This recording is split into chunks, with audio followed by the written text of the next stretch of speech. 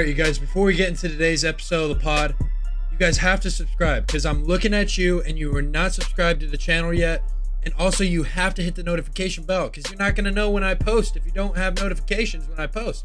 And then also share the video, you guys, so all your family, friends, anybody you may know can tune into this podcast. And then also like the video so I know you guys are liking these episodes. And then also comment down below who you guys would like to see on this podcast. It could be anybody. Just let me know. And then also follow my social medias. I'm going to pop them on the screen so you guys can stay up to date with everything to do with this podcast. And then also check out the Spotify version as well. It's going to be in the description. So click that link if you want to listen to the Spotify version.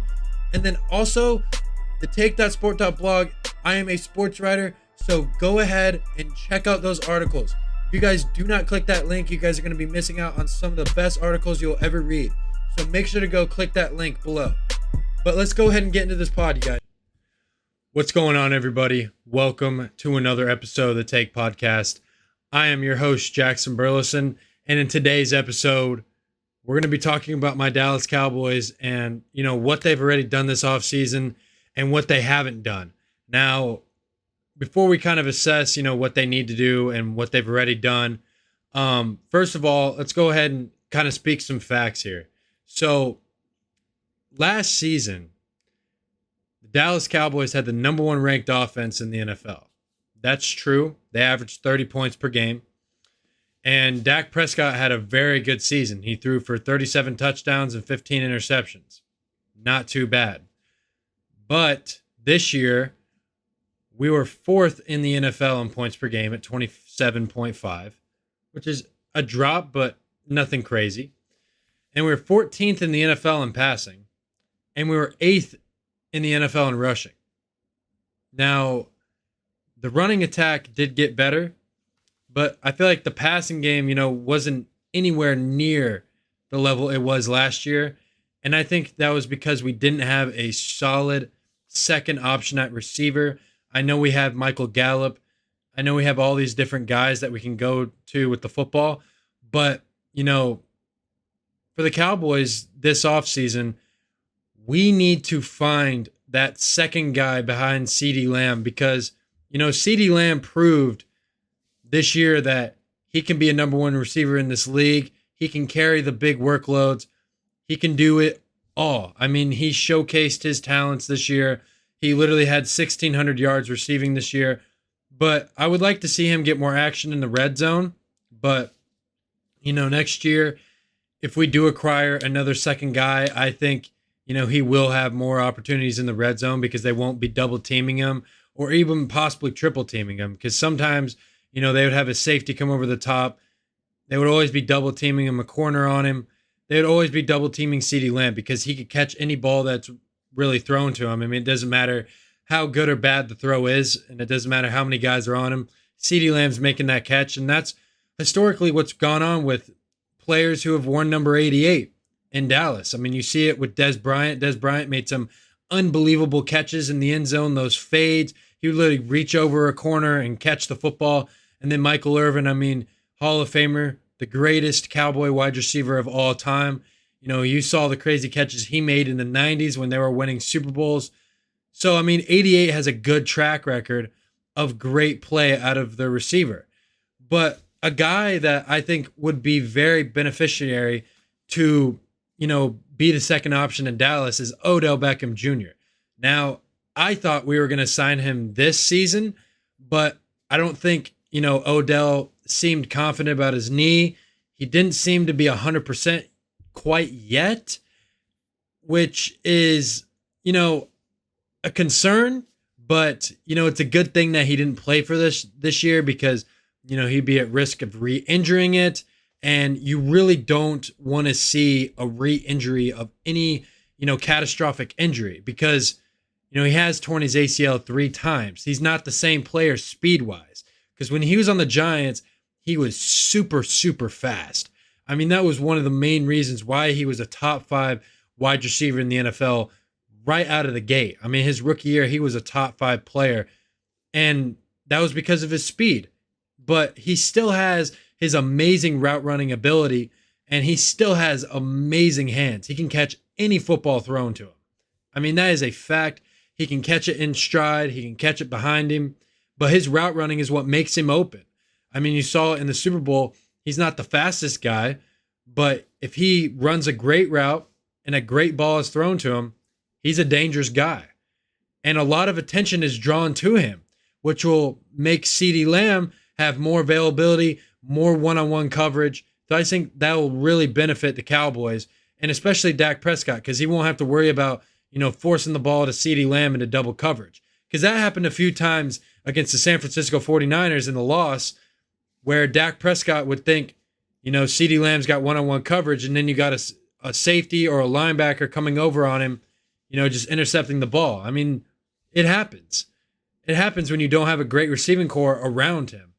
And, Odell Beckham's going to be the guy to step in and fulfill that role.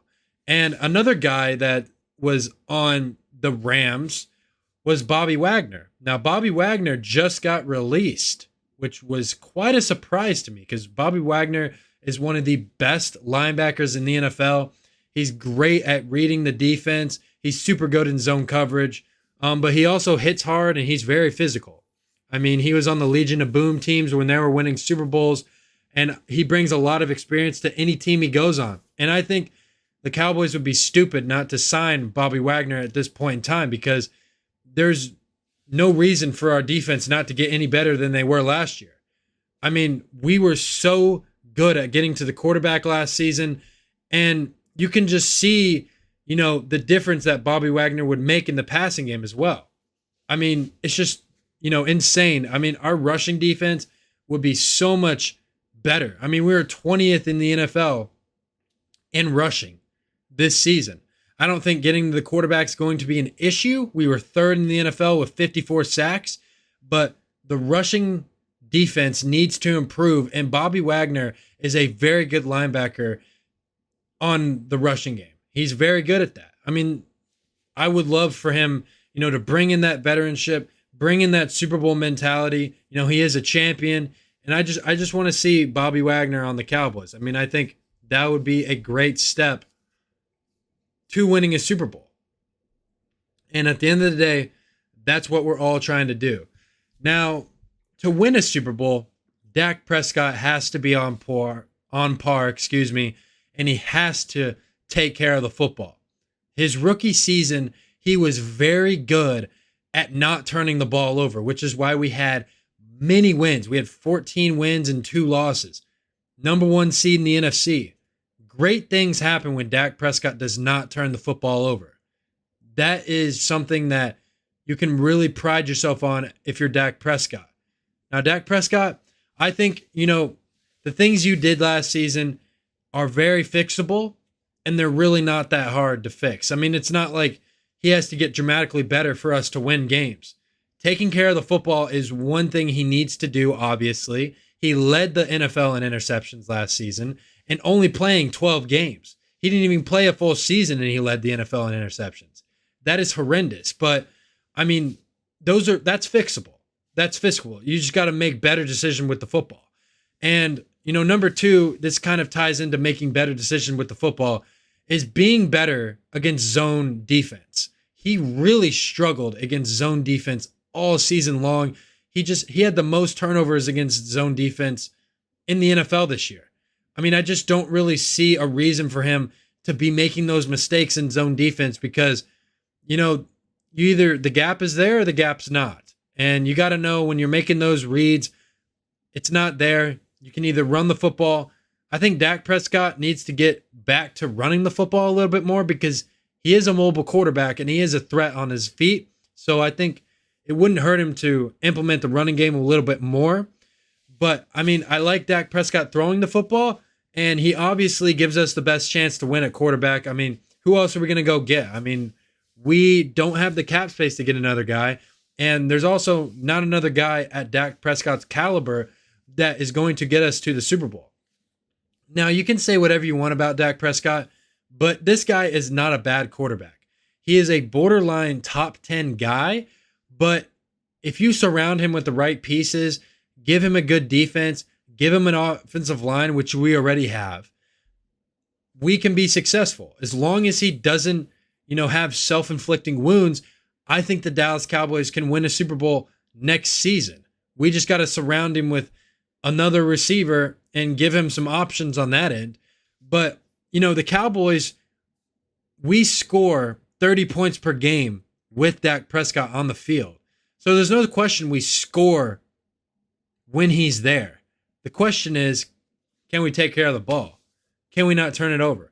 I mean, the main reason is the Cowboys lose is because we do it to ourselves. I mean, even in the game against San Francisco, the turnovers. If those don't happen, we win the game.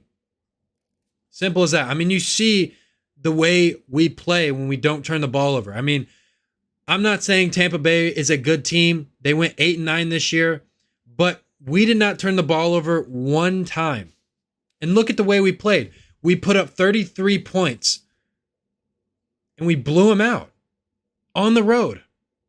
We can do that against any team in the National Football League if we don't turn it over. I'm stressing that turnover thing a lot because it's true. That is the thing keeping us from being a great football team. It really is. And that's honestly all we really need to do, to be honest with you, besides surround Dak with players. That's all we really need to do. But another thing about Dak Prescott is I think we need to extend his contract. I think we need to extend him, give him a little bit less money so we have more cap space to go out and get some guys like Wagner and Beckham. I think that'll be critical because Dak Prescott is scheduled to make $49.1 million next year. 31 of that is guaranteed money. That is a lot. And if we can lower that to at least 30 million, that'll be a big difference in our salary cap. And even next year, the cap is going to hit us hard.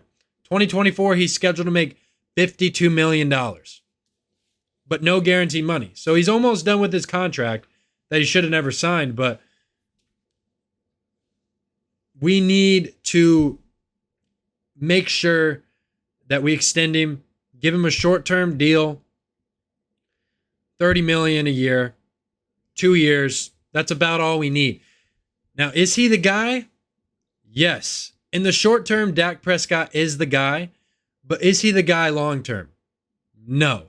Which is why the Dallas Cowboys need to draft a quarterback in this 2023 NFL draft. Now, there are two options that I think we can go in this route. Now, Jerry Jones has stated he likes Max Duggan, the TCU guy. Now, I personally do like Max Duggan. He really improved from his junior year. His stats bounced. He literally increased his passing yard numbers by 1,600 yards. And he increased his passing touchdown numbers by 16 touchdowns. I mean, he was very efficient all season long. He threw for 3,600 yards this season, 32 touchdowns, and only 8 interceptions. He took care of the football, and he got the TCU Horned Frogs all the way to the national championship game. Now they got blown out, but, still, Max Duggan had an elite year. And he's also a threat on the ground. I mean, he can run the football. He had 9 rushing touchdowns this year on 423 yards rushing. That's good. I mean, the improvement is going to be there in the NFL. I think at the NFL level, this is going to be a guy that is going to continue to prove people wrong and is going to continue to elevate his game. He's a big guy. He's 6'4". He ain't small, so he's going to be able to stand in the pocket and take hits, but he can throw outside the pocket.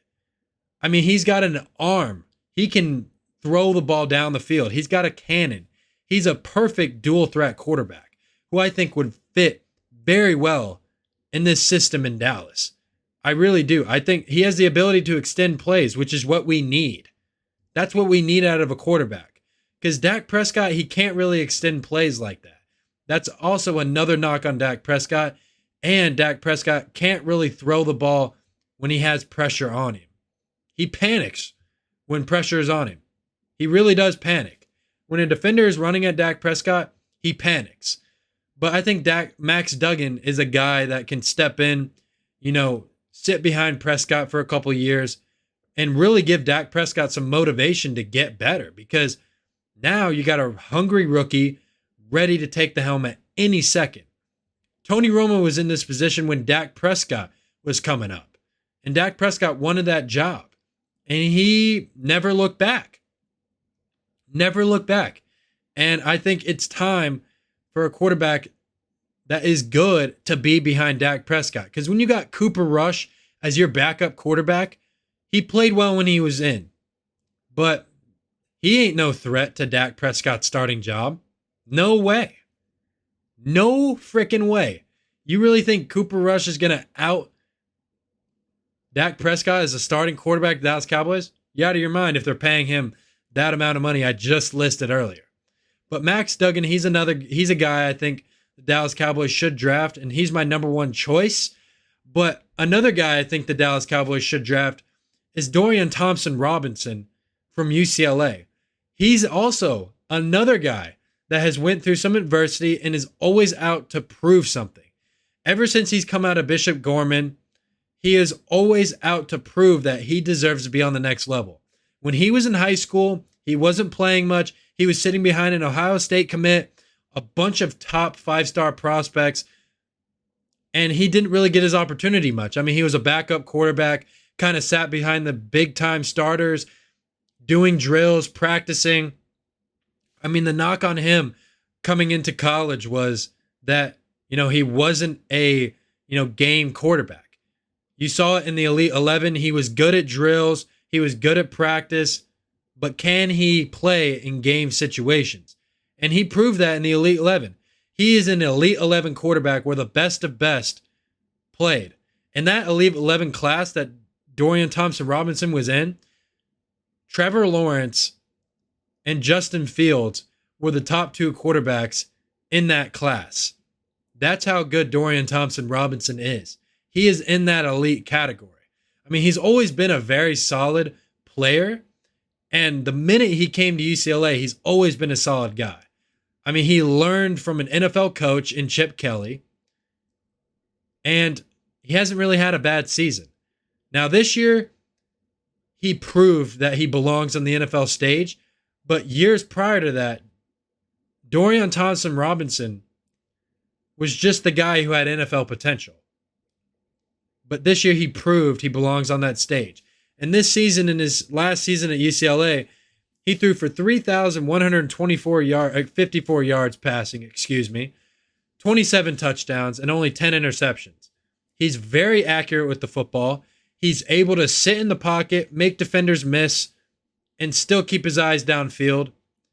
And he can run as well. He's a very mobile guy, and he's very good in the run-pass option, which is a very important offense in today's NFL. You see the Eagles use it. I think Dorian Thompson-Robinson will change the game when he comes into the NFL. He is going to be another Jalen Hurts. I'm telling you, he is not going to be a bad draft pick if we decide to pick this guy.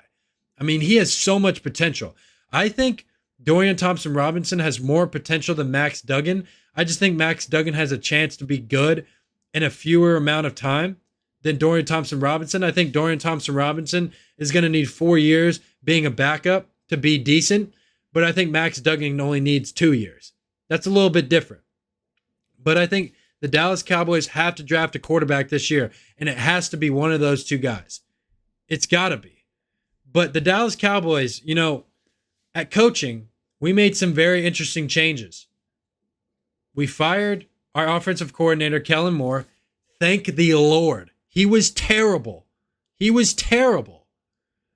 Finally, we can have Mike McCarthy calling the offense for once. Now, we do have a guy in Brian Schottenheimer. I'm sorry if I'm pronouncing his name wrong, but he's been on the staff last season.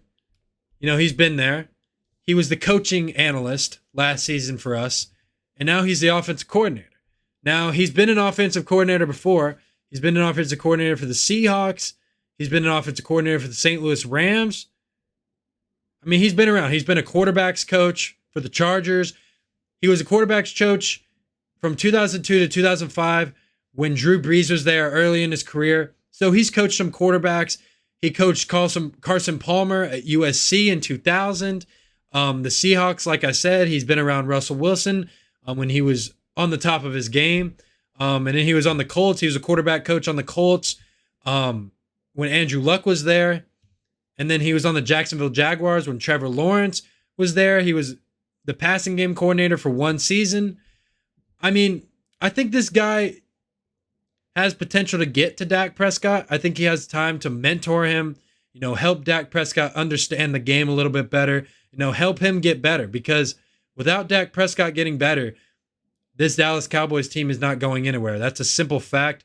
But I think Schotenheimer can get this team where it needs to be. And this is the last year for Mike McCarthy to really have a chance to be the head coach for the Dallas Cowboys. Because if he doesn't win or at least make the NFC Championship game this year, I think he's honestly done. He's going to be fired, and Jerry Jones is going to be looking for other options. Because Jerry Jones, he doesn't have that much longer to live. I mean, he has such a short window to see a Super Bowl again. And, if he wants to see a Super Bowl, he's got to have guys and he's got to have coaches to win right away. He doesn't have time to rebuild. He doesn't have time for any of that. But this is going to go ahead and do it for today's episode of the Take Podcast. I really hope you guys enjoyed this episode. This is kind of the Cowboys off-season breakdown and what I want us to do throughout this off-season. But if you guys haven't subscribed, make sure to subscribe, hit the notification bell, and also check out the Spotify version. It's going to be in the description. And check out my Jake Paul and Tommy Fury article. That is going to be in the description as well. Let me know in the comments who you guys got in this fight. And also let me know in the comments, will the Cowboys make it to the NFC Championship game next season? Just let me know what you guys think. I think we will make it to the NFC Championship next season. It's just bound to happen.